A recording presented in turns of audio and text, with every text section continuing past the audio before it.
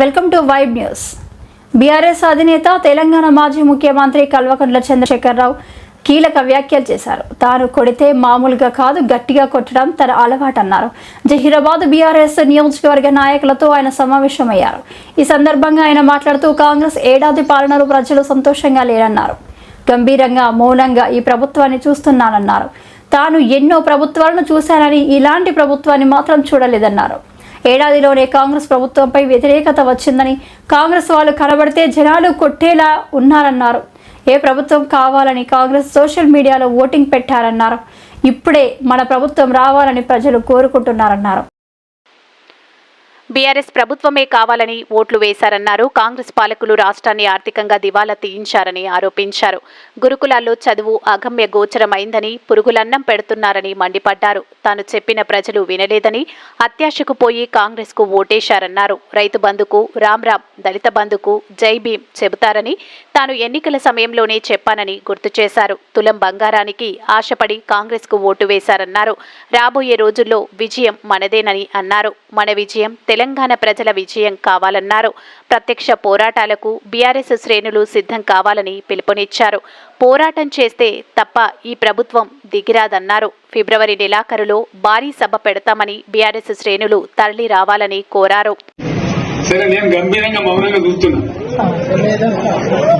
నేను కొడితే వడ్డీ కొట్టు నాకు అలవాట్లేదు కదా. నా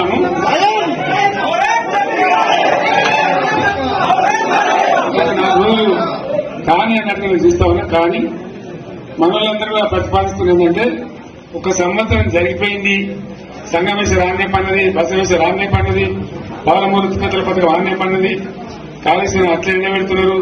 ఇవన్నీ అన్యాయాలున్నాయి. కాబట్టి ఫిబ్రవరి నెలాఖరులో ఒక పెద్ద బహిరంగ సభ పెట్టాలి, ఇక్కడ కథ చూడాలి అని జరుగుతూ ఉంది. కాబట్టి మీరు కూడా పెద్ద ఎత్తున దయచేసి ఆ సభకు కదిలి రావాలి. దూరమే ఉండదు. ఆ రకంగా తెలంగాణ శక్తి మరొకసారి చూపించి వీళ్ళ మెడలు వంచి ఇప్పుడు సాధించాలి. భవిష్యత్తు కోసం కూడా కొట్టాలని మనం సిద్ధంగా ఉండాలని తెలియజేసుకుంటూ, పరమేశ్వర్ గారికి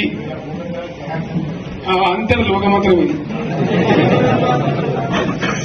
కోటి రూపాయల భూమి ఇప్పుడు 50 లక్షలు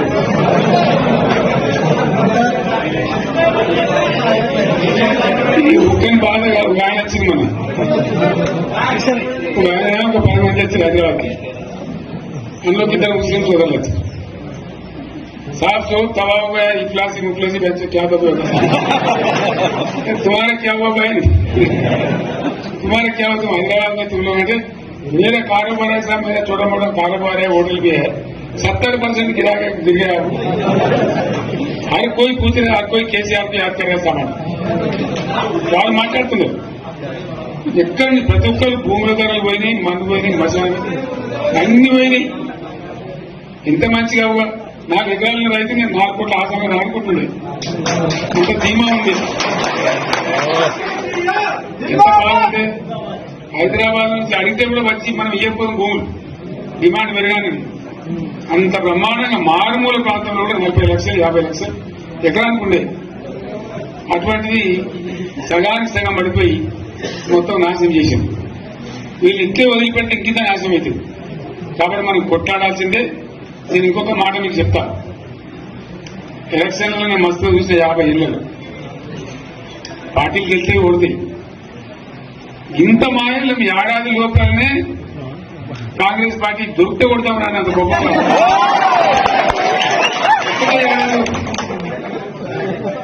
ఇంకా వాళ్ళ పొంద తెలివికి నిన్న వారి పార్టీ మంటి వేటలు అదేదో పోలింగ్ పెట్టిన వాడు చూసారా మీరు? ఆ పోలింగ్ పెడితే 70% మనకంటే 30% మనకి. వాడు పెట్టింది మనం పెట్టింది కాదు. 75 పరిస్థితి. అదే నేను ఏమంటున్నానంటే, ఫామ్ హౌస్ అంటే ఏముంటది, బ్యాగ్ ఉంటుంది, మక్కు ఉంటుంది, అల్లం ఉంటుంది. కాంగ్రెస్ వాళ్ళు అయితే మంచి చేస్తే పాల్గొంటే అవ్వచ్చు కూడా లంగట. దీన్ని ఫామ్ హౌస్ మనం బదనాలు చేసి అంతే కదా. నేనేమంటున్నానంటే, అన్ని మప్పులు విడిపోయినట్టు ప్రజలకు అన్ని తెలిసిపోతున్నాయి. మంచి ఏంది చెడ్డ ఏంది ఏం జరిగింది అన్ని ఇంకా ఘోరమైతే నేను చెప్తున్నా. వీళ్ళ తెలియదక్కతనానికి ఏమైంది, నిన్న మొన్న రిపోర్ట్ వచ్చింది. Comptroller and auditor general of India అని కాగ్ అంటారు దాన్ని. కాగ్ రిపోర్ట్ వచ్చింది. పోయిన సంవత్సరం మన గవర్నమెంట్ లో వచ్చిన ఆదాయం కంటే 13,000 కోట్ల రూపాయల ఆదాయం తగ్గిపోయింది. ఇంకా మార్చి పోయే కల్లా ఇంకో 3,000 కోట్లు, అంటే 15,000 కోట్ల ఆదాయం పోతుంది. మన గవర్నమెంట్ ఉన్నప్పుడు ప్రతి ఏడాది 15,000 కోట్లు పెంచుకుంటూ పోయింది.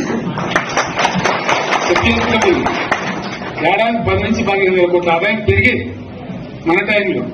అంత జాగ్రత్తగా మనం వ్యవహారం చేస్తాం. ఇలా ఉంటే 15,000 కోట్లు పడిపోయింది. ఇంకా వాడేమిస్తాడు కదా,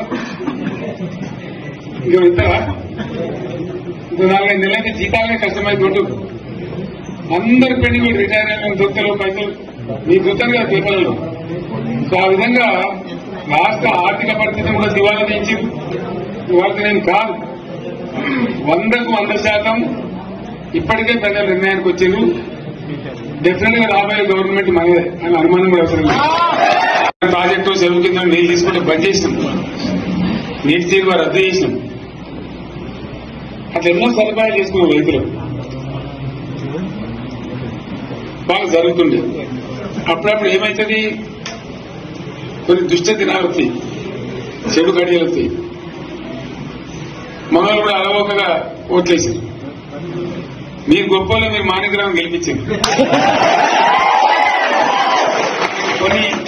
కొన్ని నియోజకవర్గాలలో అత్యాశ పోయి నేను చెప్పినప్పుడు అప్పుడు మంది మాటలు పట్టుకొని మానమానం పోతే మళ్ళా చివరికి జిల్లు కలుపుతారు. వీళ్ళని నమ్మితే అమాంతం మింగుతారు, మోసపోతాం.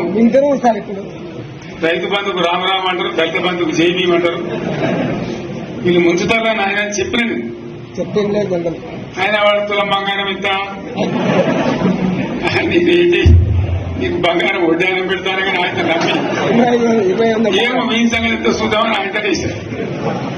వేసింది ఇరుకపోయారు, బావిలో పడ్డారు, అయిపోయి ఉన్నాయి అన్ని నీకే. మనం మొదటికి వచ్చానా కైలాసం వాడలో పెద్ద పంపించినట్టే ఇది మరి. అంతే కదా, ఆలోచన లేకుండా ఎటువంటి అటు ఎవడో ఏదో చెప్తే నమ్మి ఓట్లేస్తే ఏమైంది అనేది ఒక మంచి గుణపాఠం ఇది తెలంగాణ. గ్యారంటీగా మంచిగా సంసారం జరుగుతుంది. జర తువ్వకచ్చినాం, రైతులు ఇంత ముఖం తెలివైతుంది, ఇంత బాకీలు కట్టుకుంటుండ్రి. ఎంతో మంది పాపం సిటీలు వేసుకుంటారు, ఏదో వేసుకుంటారు. రైతు బంధు పైసలు పడితే ఎంత సంతోషం ఉంటుంది. ఆయన మీరు గంగ కట్టింది. ఇప్పుడు వాడు ఇంతలో ఏదో భగవంతుని దగ్గర ఇచ్చినప్పుడు మోసం, ఏదో మళ్ళీ ఎలక్షన్ కోసం దానికోసం చేస్తారు తప్ప కడుపుండ ప్రేమ ఇచ్చేది ఇట్లే ఉంటుందా? సర్పంచ్ ఎలక్షన్ పెట్టింది సార్. మనం ఉన్నప్పుడు కరోనా వచ్చింది. కరోనా వస్తే రైతు బంధు ఆపలేదు. కరోనా వచ్చి రాష్ట్రానికి రూపాయి ఆదాయం రాకపోయినా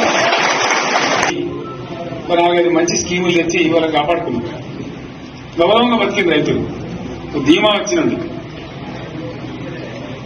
రైతు బీమా పెడితే ఎంతమందికి సాయం జరిగింది? గుంట భూములను కూడా మంచిగా సాయం జరిగింది. చిన్న రైతు కూడా సాయం జరిగింది. అట్లా అందరికి మనం గొర్రెల కాపులకు గొర్రెలు వేయడం కానీ, చేప పిల్లలు కానీ, అనేక రకాల అన్ని వర్గాల ప్రజలను ఎట్లా ఆదుకోవాలో అట్లా ఆదుకున్నాం. మా తెలంగాణ కదా మేము తెచ్చుకున్నాం కష్టపడి. మా వాళ్ళందరూ పైకి రావాలి. కాంగ్రెస్ గవర్నమెంట్ ముస్లింలో ఓట్లేసుకుని తప్ప ముస్లింలకు మనం చేసిందా? ఇమాం మౌసాలకి మన జీతం ఇచ్చిందా? మనం వచ్చాకనే ఫస్ట్ టైం వాళ్ళని గుర్తించి వాళ్ళని గౌరవించుకున్నాం. ముస్లిం మైనార్టీ పిల్లలకు, మన గిరిజన పిల్లలకు, మన ఎస్సీ పిల్లలకు, మన బీసీ పిల్లలకు ఎంత మంచి రెసిడెన్షియల్ స్కూల్ పెట్టుకున్నాం. అందరికీ కూడా ఈ ముందు తీసుకుపోవాలి. ఇవాళ మనకన్నా ముందని నాకు బాధ కలిగేది ఏంటంటే, చిన్న వర్గాల ప్రజలు కాన్వెంట్ స్కూల్లో చదివించలేదు. వాళ్ళ పిల్లలు కూడా బాగా చదవాలని చెప్పి ఎస్సీలకు, బీసీ, మన మైనార్టీ సోదరులకు గురుకుల పాఠశాలలు పెట్టారు. అద్భుతమైన చదువు చదువుకున్నారు. ఇవాళ మొత్తం రోజు బడి పిల్లలు విషాహారము, కడుపు నొచ్చుడు, బాధపడు, పురుగు అన్నం పెట్టుడు, పిల్లలు వెళ్ళిపోతున్నారు, ఆ స్కూళ్ళ నుంచి ఇళ్ళకి వెళ్ళిపోతున్నారు. తల్లిదండ్రులు కూడా భయపడి తీసుకుపోతున్నారు. ఏం ఘోరం ఇది నాకు అర్థం కాదు. మళ్ళీ ఈ చేసిన కూడా ఇప్పుడు మళ్ళీ అదే కాంగ్రెస్ పార్టీ అంతేనా? మళ్ళా పాత కాంగ్రెస్ మోపైంది, మళ్ళా కరెంట్ కోతలు మోపైనాయి. వెనకాలం ఇంకేం గత అవుతుందో మార్చి ఏప్రిల్ ఏమవుతుందో ఇంకా కరెంటు కోతలు మోపైనాయి, మంచినీళ్ళు సరిగొత్తలు, అడిగే నాతులు లేడు. ఎవడన్నా గట్టిగా నిలదీశాక వారికి పోలీసు నిలబట్టేయడం. ఇదేనా రాజ్యం? ఇట్లా ఉండదా రాజ్యం? ఎందుకు వచ్చింది ఈ పరిస్థితి చెప్తా. నాకే గుర్తులేదు.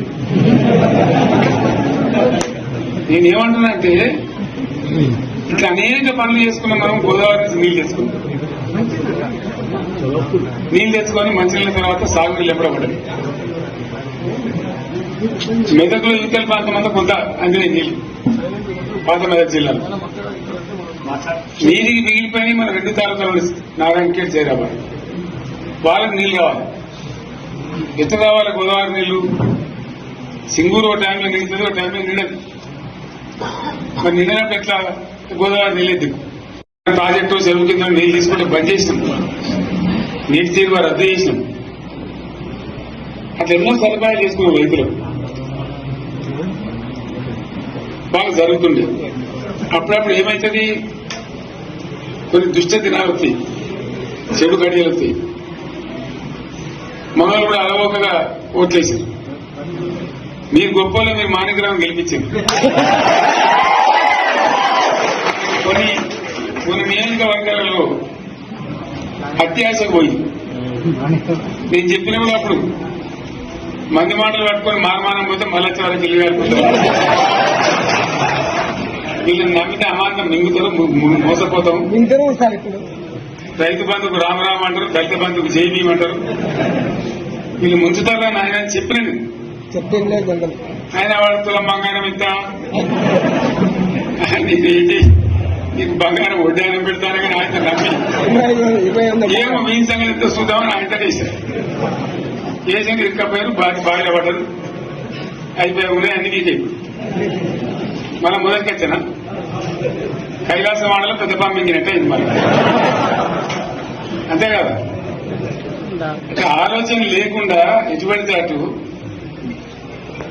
ఎవడో ఏదో చెప్తే నమ్మి ఓట్లేస్తే ఏమైంది అనేది ఒక మంచి గుణపాఠం ఇది తెలంగాణ.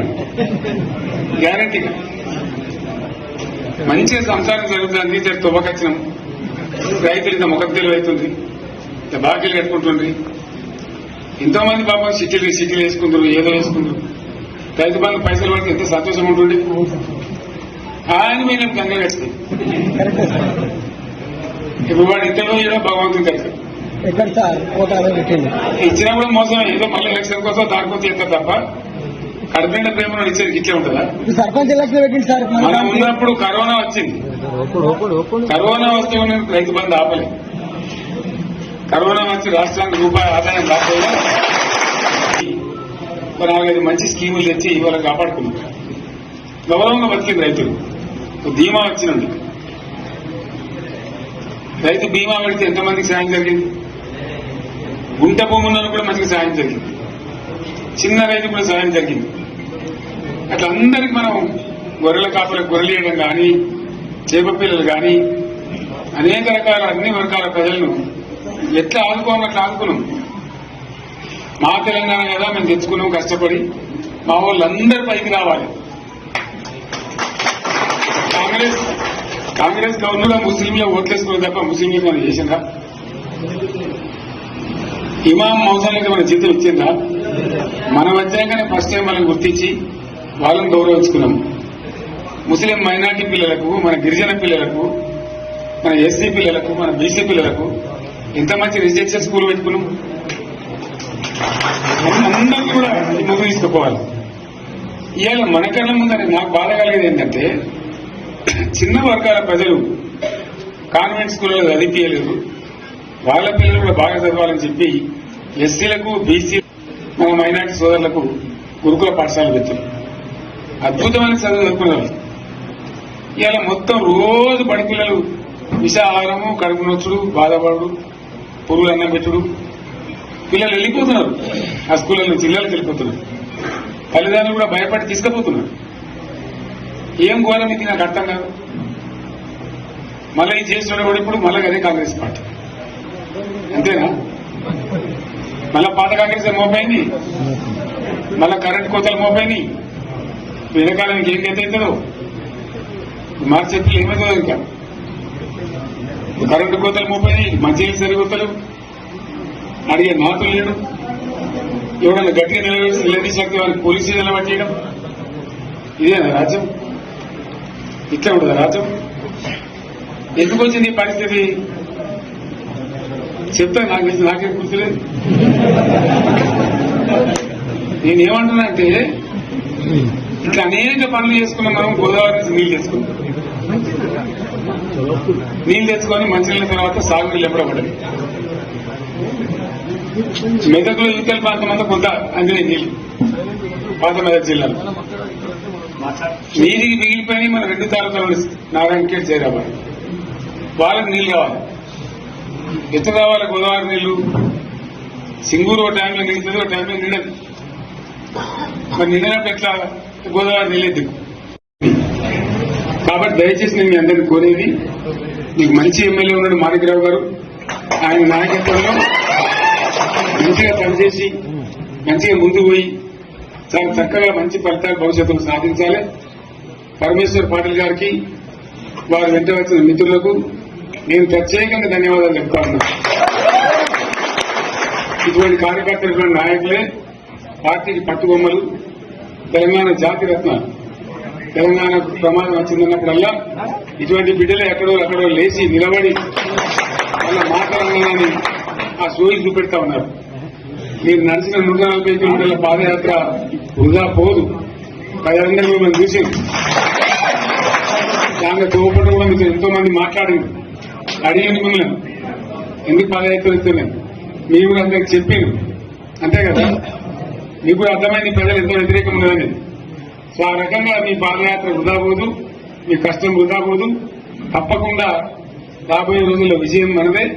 అయితే మన విజయం మన కోసం కాదు, అది తెలంగాణ విజయం కావాలి, తెలంగాణ ప్రజల విజయం కావాలి, తెలంగాణ రైతుల విజయం కావాలి అని మనవి చేస్తూ మరొకసారి పరమేశ్వర్ను వారి బృందాన్ని అభినందిస్తూ వస్తుంది. మనకి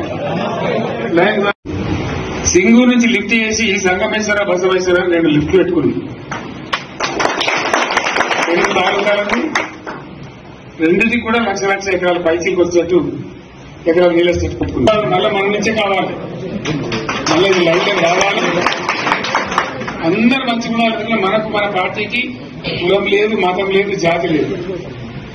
తెలంగాణలో ఉన్న ప్రతి బిడ్డ మనోడే. వాళ్ళు ఏ మతం ఉన్నారు, ఏ కులం ఉన్నారు మనకు అవసరం లేదు. ఈ తెలంగాణ బార్డర్ గీతలో పోయిన బిడ్డలు అందరు మనోళ్ళే, అందరూ బాగుపడాల్సింది. ప్రతి ఒక్కరికి న్యాయం జరగాల్సింది. ఆ న్యాయం జరిగి ఆ ఫలితాలు తెలంగాణకు వచ్చేదాకా ఇంకెవ్వడు కొట్లాడాడు, ఎవరితో కాదు. అది అవతార పంచాంగం. మళ్ళా మనమే కొట్లాడాలి, అంతేనా? పక్క మాట అనేది కొట్లాడతాం కదా. ప్రాణం పోయినా సరే తెలంగాణకు రక్షకులు మనమే. తెగించి కొట్లాడాల్సిందే. తెలంగాణ హక్కులను కొట్లాడాల్సిందే. మనమే కొట్లాడి తీరాల్సిందే. అలా 2వ మాట లేదు. కాబట్టి దయచేసి అవసరమైన సందర్భంలో మీ జిల్లా నాయకులు పిలిపిస్తారు, రాష్ట్రం నుంచి నేను కూడా పిలిపిస్తాను. మీకు సిద్ధపడి ప్రత్యక్ష ప్రజా పోరాటాలు లేవదీసైనా సరే మన ప్రాజెక్టులు సాధించుకోవాలి, మన నీళ్లు సాధించుకోవాలి, మన ప్రజలకు అన్యాయం జరుగుతుంటే ఎదురు తిరగాలి, కొట్లాడాలి. తప్పకుండా ప్రజలకు న్యాయం చేసేదాకా మనం ముందు పోతూనే ఉండాలి. తెలంగాణ కోసమే బయలుదేరిన జెండా గులాబీ జెండా. తెలంగాణను సాధించింది గులాబీ జెండా. తెలంగాణ మంచి చేసి లైన్లో పెట్టింది గులాబీ జెండా. భారతదేశంలో నంబర్ 1 అనేక విషయాల్లో చేసి సాధించి చూపించింది గులాబీ జెండా. కాంగ్రెస్ పాలనలో భూముల ధరలు అమాంతం పడిపోయాయని, రాష్ట్రంలో ప్రాజెక్టులు అక్కడే ఆగిపోయాయని మండిపడ్డారు. సంగమేశ్వర, బసవేశ్వర, కాళేశ్వర ప్రాజెక్టులను ఎండబెడుతున్నారంటూ ప్రభుత్వంపై ఆగ్రహం వ్యక్తం చేశారు. అన్ని మబ్బులు ఇప్పుడే తొలగిపోయి నిజాలు బయటకు వస్తున్నాయన్నారు. మంచేదో చెడేదో ప్రజలకు తెలుస్తుందన్నారు.